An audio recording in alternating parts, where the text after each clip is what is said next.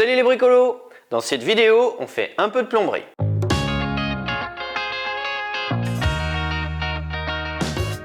Là, on est dans la cave et ici, j'aimerais réaménager un peu l'espace, couper la cave en deux, laisser la partie derrière la caméra en cave et ici, j'aimerais bien faire une sorte de local technique. Pour ce faire, je voudrais rehausser le sol pour que l'évacuation que vous voyez ici soit sous le sol et de faire un sol qui arrive à la même hauteur que le sol de la maison que vous voyez là. Avant de faire ça, il faut que je réfléchisse à la plomberie. Ici, vous voyez, il y a l'arrivée d'eau de la ville. Les gens de la compagnie des eaux sont venus nous changer notre alimentation en eau de la maison qui était en plomb. Comme ils ont vu que j'étais en travaux, ils ont été sympas, ils m'ont laissé un grand tuyau noir comme ça, afin que je puisse déterminer le meilleur endroit pour placer mon arrivée d'eau pendant les travaux. Comme je veux construire le plancher, il a fallu que je réfléchisse un peu à mon aménagement. Je voudrais installer, je pense, le ballon ici. J'ai regardé sur la notice d'installation du ballon que j'ai pas encore, mais celui que j'imagine installer. Ils disent que le ballon fait 60 cm d'épaisseur et ils conseillent de garder au moins 5 cm de chaque côté pour pouvoir intervenir en cas de besoin. Donc moi je vais voir un peu plus large. 10 cm du mur, 10 cm c'est là quoi. Là il y aurait le ballon qui lui fait 60 d'épaisseur. Ça c'est le ballon. Et après je reprends 10 ou 15 cm. Ça va être par ici à peu près. Vous voyez le trait de laser là qui est vraiment à fleur de la marche et donc qui correspond à mon sol fini. Donc ça c'est bien. Donc le laser on voit qu'il passe là. Donc en gros ça veut dire que il va falloir que je fasse mon arrivée au-dessus de ça à peu près à à peu près là. Sur mon installation actuelle, c'est à 12 cm du sol et c'est un peu juste. Après il faut que je le mette quand même le plus bas possible parce que sinon je pourrais plus difficilement purger. Il faut pas que ma purge soit plus haute que mon installation. Donc bon, pour ce qui part à l'étage, il n'y a pas de problème.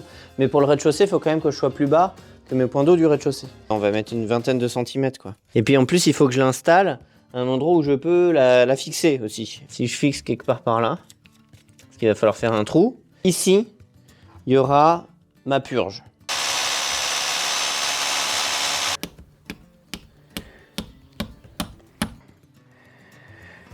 Le tuyau est purgé. J'ai coupé l'eau à l'extérieur. On va desserrer ça. Donc j'ai trouvé cette clé qui est pas mal parce que je peux aller choper le mamelon comme ça au centre. Elle est fine.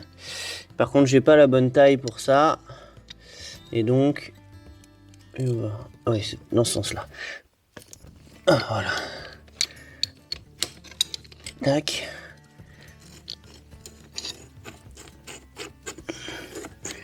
Tac, voilà. Donc là, il y a le joint qui est là. Ok, et maintenant, on va regarder ce que ça donne sur le mur.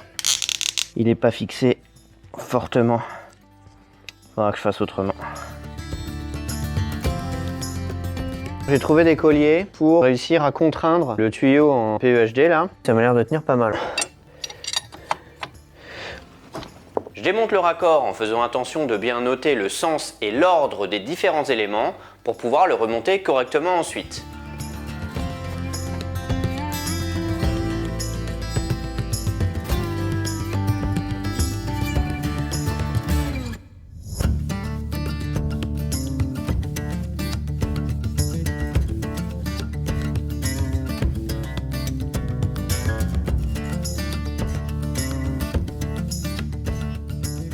On a accroché avec ce collier le truc noir. On va se débrouiller pour qu'il soit bien droit. On va réinstaller l'élément qu'on a enlevé, donc on va remettre ça comme ça.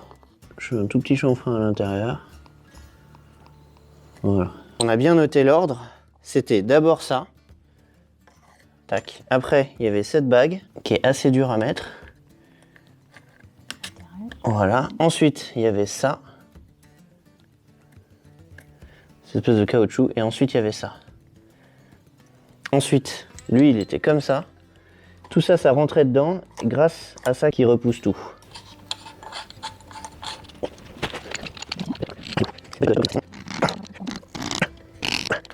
Le nouveau système de plomberie n'est pas encore opérationnel. Donc en fait, dans un premier temps, je vais installer ces premiers éléments et repartir avec mon flexible des premiers éléments pour aller ralimenter mon système actuel. Ça m'arrange un peu parce que ça fait pas beaucoup de montage. J'ai jamais fait de plomberie de ma vie, donc ça va être des premières. C'est plutôt pas mal de commencer petit, de mettre juste la vanne d'abord accrocher au tuyau noir ici, raccorder à mon système actuel et de voir si ça marche. Et je compte faire comme ça, étape par étape, en espérant que ça fonctionne. Ces deux-là, on va les fixer. Là-dedans, il y a un joint. Donc il y a juste à visser ça comme ça. Voilà. Peut-être un petit peu plus, mais je pense pas avoir besoin d'y aller beaucoup plus fort. C'est un joint en caoutchouc, donc faut pas y aller trop fort en fait. On remet le joint dedans et on visse ce truc-là ici. Voilà. Après, ça se met là. Et ça se met en bas.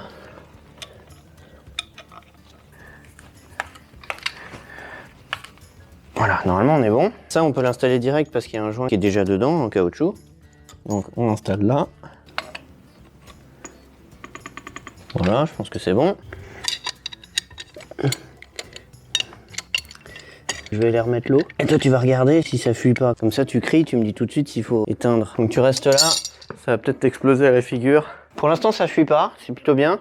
Mais l'eau arrive jusque là, donc c'est bien que ça fuit pas ici. Ça veut dire qu'on a réussi à refaire le truc. Ici, c'est fermé. Donc c'est pour ça que pour l'instant, on n'a pas encore de problème. Donc le truc s'arrête là. Donc je vais ouvrir là. Il va y avoir de l'eau qui va circuler là, qui va retourner dans l'ancien circuit et on va voir si ça marche. Ça a l'air de fonctionner, c'est plutôt bien. Donc on a réinstallé cet élément qui était avant installé en bas. Ici, on a mis un coupe-circuit avec une purge.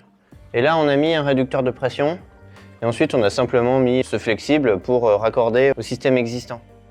La suite dans la prochaine vidéo. J'espère que cette vidéo vous a plu. Si c'est le cas, n'oubliez pas comme d'habitude les pouces en l'air, les commentaires et surtout le partage. Très important le partage. Si vous voulez nous donner un coup de pouce, il y a toujours le Tipeee. Allez, à la prochaine!